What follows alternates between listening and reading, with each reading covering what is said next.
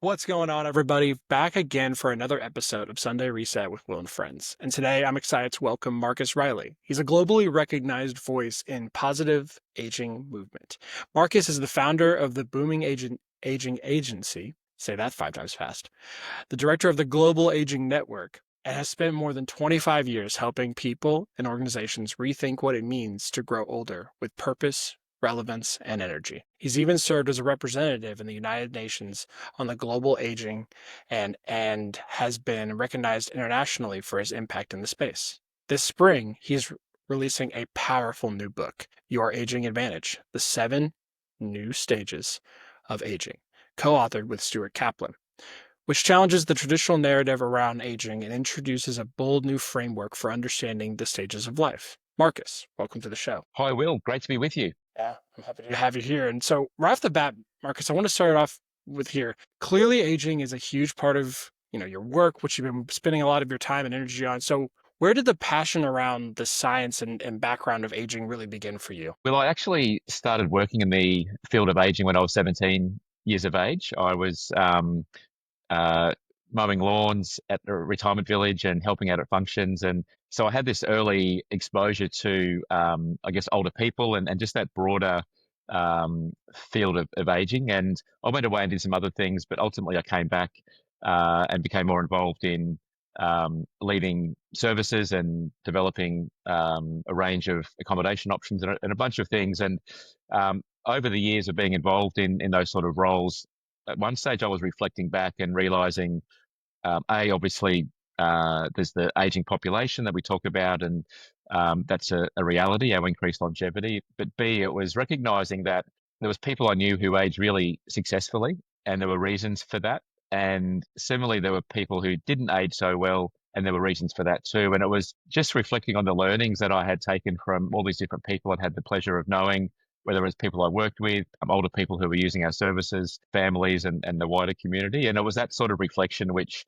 um, yeah, prompted that understanding that there are factors at play here in terms of how we age and how we embrace our longevity. So, you're 17 years old, you're working and you're seeing the aging process and you're noticing that there's a difference in the way people are aging. So, before all the research, before all the studying, before all this stuff, what were some of the early things you noticed and picked up on right away that like made a difference in how someone ages?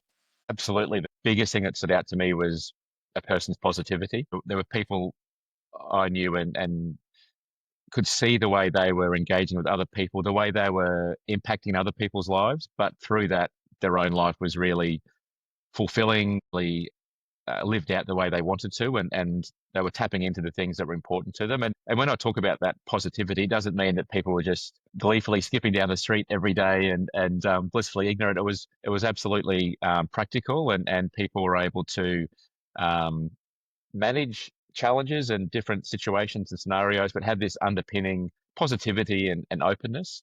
And through that, uh, people of that nature were engaged. They were active to the extent they wanted to be, definitely socially connected, had some really great relationships, and just had this natural energy about them, which was so conducive to their well-being and to their active lifestyle, active aging. See, it's so interesting that you immediately thought of like the positive mindset essentially, because I got to be honest, when I first think about someone talking about aging, I got to think about their diet. I think about exercise. I think about all these things, and I'm sure those are important.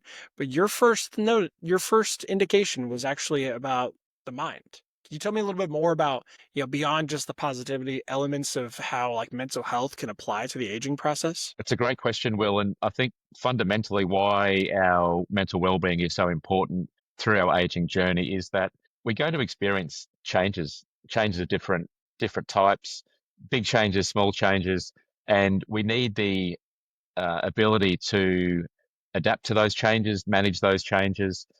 If we don't have that mental well-being to do that, then those sort of periods um, can really be impacting on us in a negative way. So having an openness to different things, to different scenarios, and there's great evidence and research around the benefits, obviously, of having that open mindset to learning new things, developing our neuroplasticity, which helps our mind be able to um, adapt and grow.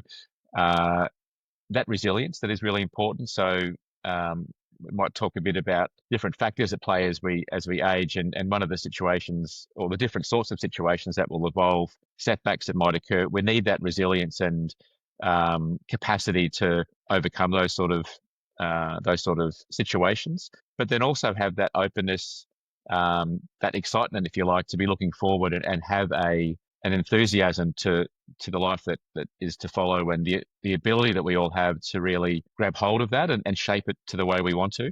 I think there's an underestimation of our power in that regard, that we can really take control of our later life, of the different stages of our life. I think there's a presumption that as we grow older, there's going to be less control.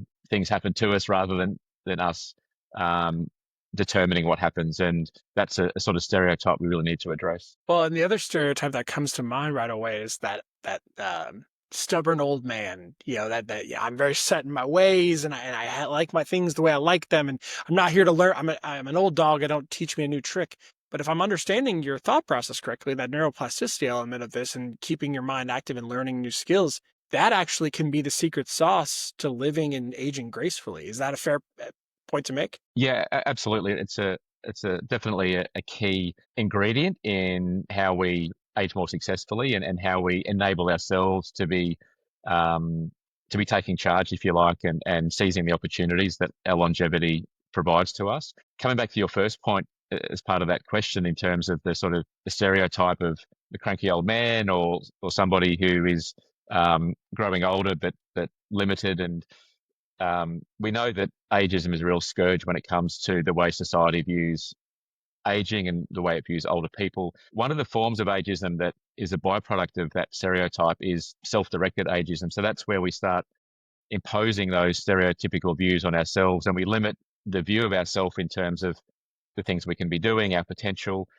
which is really uh, obviously counterproductive to our optimal aging. And the four sort of key factors that we need to be recognizing as we look at our aging journey is psychological, which we've been talking about, physical, social, and environmental, and they're all obviously very linked. And I think there's an argument that it does start with the psychological factor, and if we're giving attention to that, and understanding the considerations there under that factor, then that's going to put us in a better position to be physically well, to be socially active and engaged, and obviously to be understanding what we need from our environmental setup. Yeah, and immediately what comes to mind is that idea of, I don't, people say things like, I don't feel my whatever age, insert whatever age they are. They say, I feel as though I'm this. And usually that's coming from a place of youth and energy. It's like, hey, I may be 70 years old, but I'm out here running around like a 40-year-old because that's what I love doing. That's what I care about.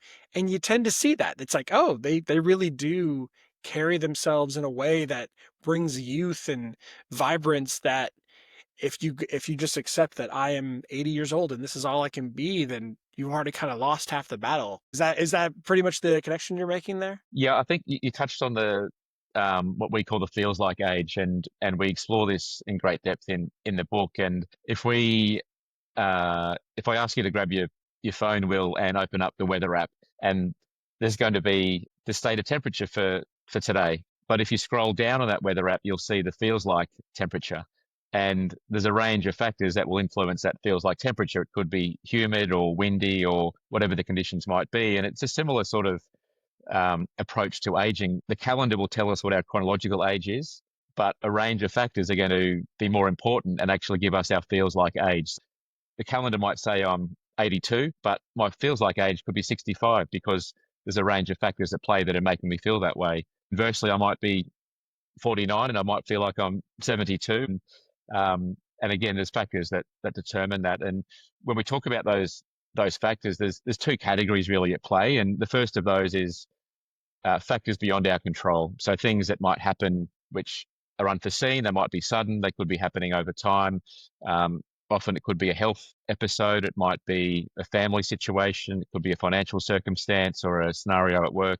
Things that, as I said, are beyond our control, um, setbacks that we have to confront. The other category of factors that are our positive interventions that we can be uh, determining for ourselves and implementing ourselves. And um, they really are a driver for that feels like age. And it's really looking to go beyond that limitation that chronological age puts upon us. And as a society, we're really fixated on that chronological age.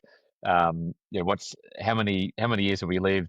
What are we racking up on the calendar? And that sort of mentality really limits the thinking, really limits the potential, and it drives that sort of stereotype thinking. It drives that ageism ultimately. If we embrace more of that feels like age, it immediately opens up our thinking as to not just where I am, but what's my potential, where can I be going, um, but also recognizing that there is a reality too, that there are going to be circumstances that sort of drag us back and make us feel a different way. That's okay, but we want that resilience, that openness to be able to overcome those setbacks when they occur. And Will, I'm a living example of this at the moment. I ruptured my Achilles tendon a few weeks ago, so I had surgery. I'm in a boot, living with the support of everyone around me. So I've been dragged back to a stage that I don't want to be in, but I know that I can move back to my preferred stage, with the positive intervention. So yeah, something beyond my control happened, big setback, but there's the capacity for us to then implement things that we can control and move to a stage of aging that we do want to be in. But you mentioned it now, not specific to you, because I'm not going to call out your age per se, but I do know that injuries for people, especially as you get older, I mean, I've noticed in my own life, and I'm only in my mid 30s, but I notice in my life, if I get injured now compared to when I was maybe in my teenage years or even in my early 20s, the recovery takes a bit longer and such. So then if I'm talking to a grandparent or someone who's, in that later part of life and they do have an injury, what would be your advice to kind of do it? Would it be focus on the mental, or how would you go about framing up what types of activities they should stay involved in to maintain that feels like age?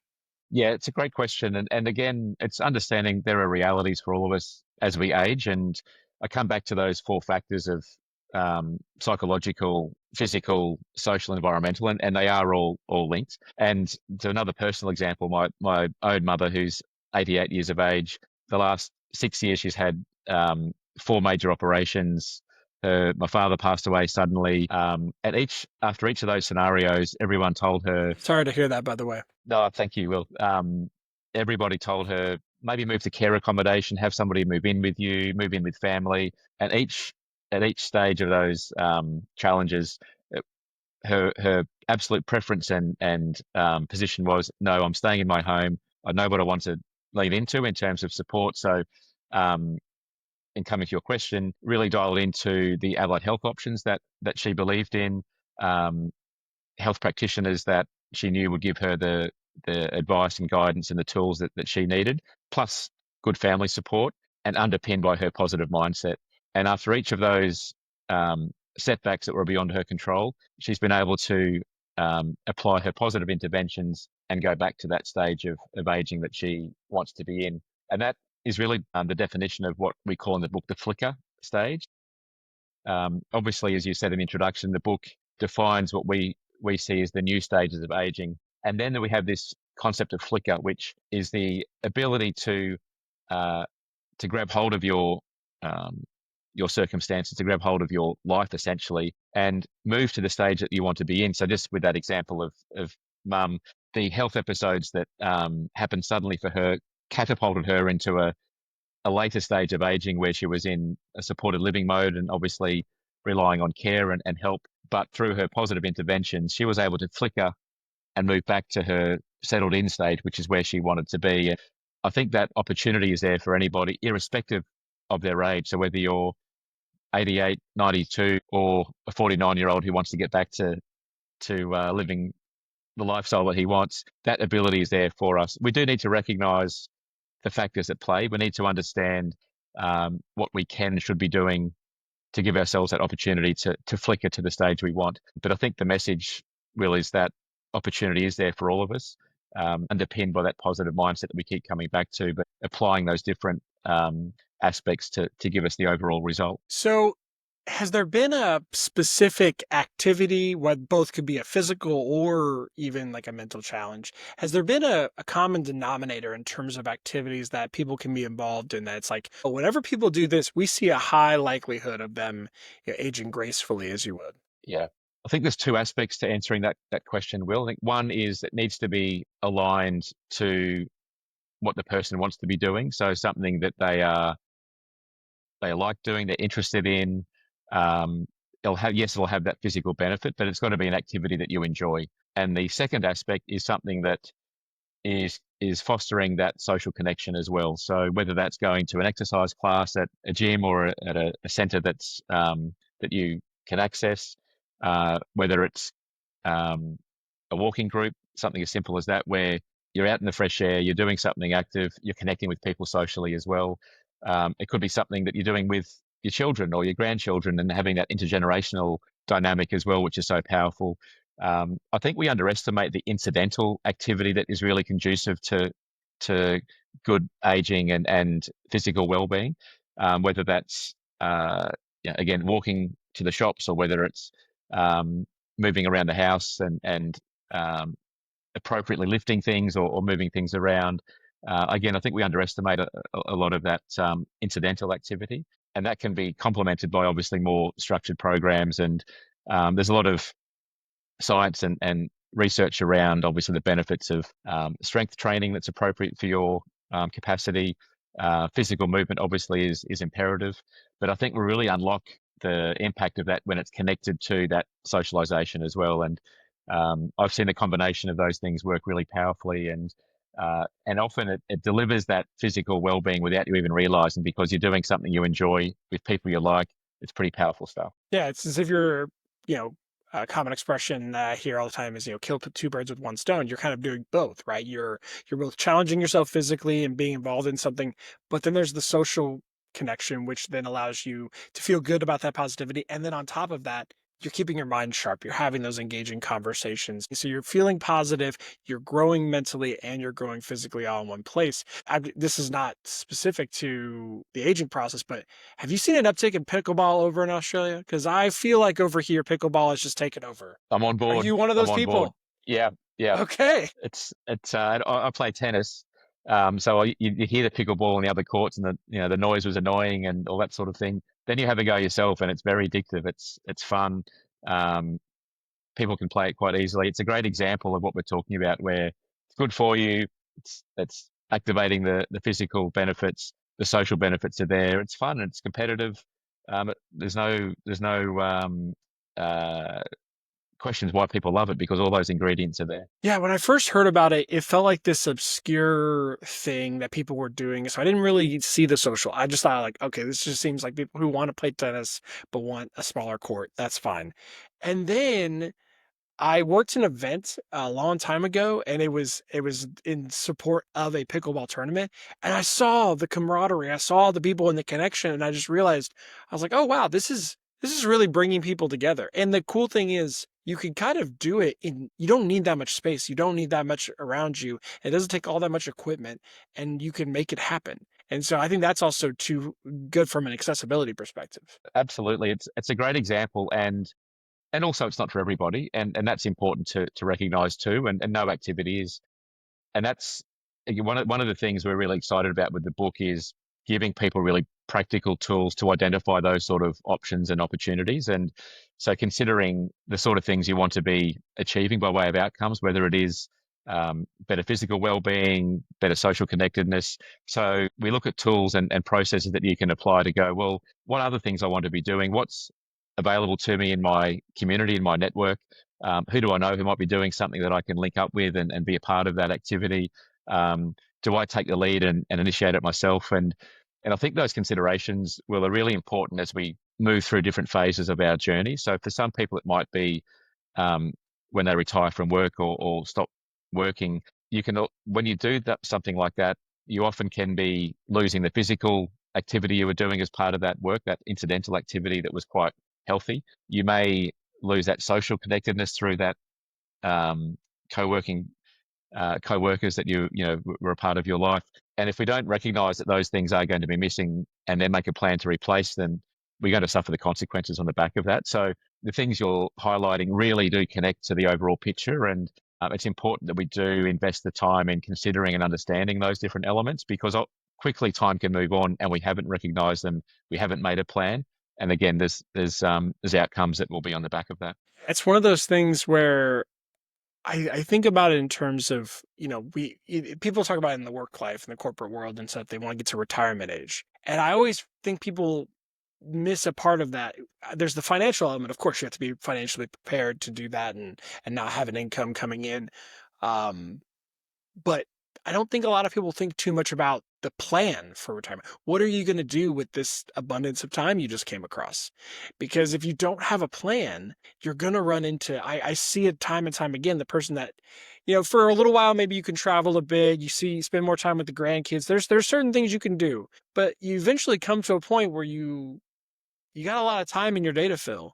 And that's when you see people just sitting around on the couch too long, and all of a sudden that aging process just creeps in way faster than versus people I know that take up golf as an example. They take up golf and they're playing every day and they get their significant other involved and they're walking the course. They're the people that I see still having great relationships with friends and family, still up and moving, still getting on the floor with the grandkids because they kept a plan going as much as the physical. Do you think that's a fair way to look at it? You're spot on, Will, and there's two things that you're rightly touching on there, and one is purpose, the other one is planning. There was a big study that came out about 2 years ago, which confirmed that the number one factor in a person's health and well-being is purpose, which is just such a powerful um, fact which we need to be thinking more about and understanding more. And that just talks to the point you're highlighting around if we make a big change in terms of, in this example, stopping work, what, how do we, which often obviously is our primary source of purpose for the work we've been engaged with for a big part of our lives obviously means a lot to us and fuels a big sense of purpose. So how are we going to replace that? What is going to provide that sense of purpose for us as we move through different stages beyond our working life? And the other side of that is planning. And so the way we can make sure we are going to maintain purpose and engagement is, well, how are we planning for that new stage of our life, that transition from working full time to not working or working less? We really need to invest time in that planning. And one of the things that people have said they really love about the book is we have these planning tools and these decision trees which people can apply to their particular circumstance. And for some we've spoken with, they use it for that transition from planning to finish work through to that retirement stage and identifying the things that they're going to be missing and looking at what they want to be bringing into their life when they've got that more free time, they've got that greater capacity. And um, we started the conversation before by looking at me talking about people who I know have aged well and maybe some who haven't aged successfully. And the absence of planning is a major factor there in not aging successfully. Um, Planning can be fun. It's definitely really valuable. And we're excited to share tools with people that can really support that planning and really empower people to make their decisions and to make their choices and think about their potential, think about their passions, and really put a plan together that's going to be exciting and motivating and get people energized about these stages of life we've got in front of us. It's almost like I planned this because I really wanted to get to the book here as we kind of get towards the end of this conversation. So obviously you have a clear passion for the aging process. You've devoted a lot of time, effort. So then it makes sense to me that you want to put a book together. So how did it start? How did Stuart get involved? Or did he come to you or you come to him? How did this all come about? Yeah, it's a great question because obviously I'm based in Australia and Stuart's based in the US. We were working together with an organisation called the Global Aging Network. So we were both on the board of that organisation, which is really about driving better opportunities for people to age successfully across the world. And we became friends as well as colleagues through that working together. And we started exploring how can we better inform and inspire people to really age the way they want to. And so we ultimately came up with the idea of writing a book together because obviously we've both been working in this area for a number of years. We've seen different initiatives, different strategies be really successful in empowering people to age better. Uh, so it became a commitment between us to write this book together. And it was a journey. There was different challenges along the way, and obviously we're on different sides of the world. But our commitment to really sharing this, the insights that we've attained over the years, to share new thinking. And the big thing, one of the initial drivers for us was this limited view in terms of aging and getting older. And traditionally, the stages of life have been defined as really high concentration on the different stages from birth through infancy, early childhood, teenage years, etc. And then it was pretty much midlife, retire, die. And we know that's not the reality. And we've got this wonderful gift of our increased longevity. And so we set about better defining the different stages of aging, and that's where we landed on the stages that we've explained in the book. And uh, we do feel they articulate very well the different stages that we all will be in at different points. Again, it's not defined by our chronological age. So just because we hit a certain age by number doesn't mean we're going to be in a certain stage of aging. And we've deliberately um, put wide age ranges to each stage because that's a reality of people might hit different stages at different times of their own journey. And as we touched on before, this concept of flicker, which has just resonated with people really well, um, that recognizes the fluidity of our aging journey. It's not a linear process where we just keep going from one step to the next. And that creates opportunity for us. And as we discussed before, the great opportunity to flicker back to our preferred stage, um, knowing that there are going to be setbacks and realities and changes and challenges. But we feel as though we can help people attain the tools to overcome those challenges and really embrace longevity and age the way we want to. So we focused a lot of this conversation on the back part of, maybe your life plan and such. But if you were going to talk to somebody maybe in their 20s or 30s as kind of a final lasting note and say, hey, one day you're going to get much older, what advice would you bestow upon them to try to make sure that they start now in the process of planning for aging gracefully? Great question, Will. And my response to that sort of question is always it's never too late or too early to be planning for our aging journey. So by that, I mean, if I'm 95 and I've been told I've got 2 weeks to live, well, they're my 2 weeks. So I should plan and get from those 2 weeks what I want. Conversely, if I'm 25, it's never too early to be planning. I think it's identifying what are our passions? What are the things that we really want to be connected with? That includes the relationships that are important to us. It includes the interests that we have, we want to be spending time on. Obviously, from a professional point of view, what you might want to be doing from in a work perspective. What are those passions? What really fuels my energy and motivation? And then looking at, well, how can I commit and allocate time to those things? How can I make sure those things are really the focal point of my life? And that then unlocks helps unlock our positivity and our open mindset.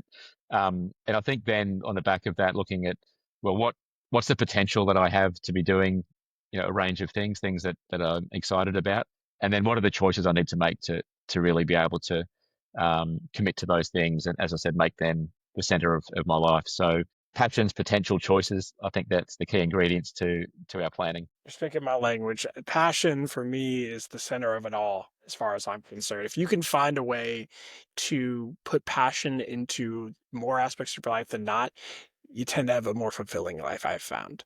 So, Absolutely. that's music to my ears. So, Marcus, I could keep having this conversation for the next 4 hours, but I know we've got only a limited time that even people are going to be wanting to engage with. So, yeah, as we kind of close out here, the book's coming out. Where can people find you? Where can they learn more about it? And how can they stay involved in, any ongoing plans you have?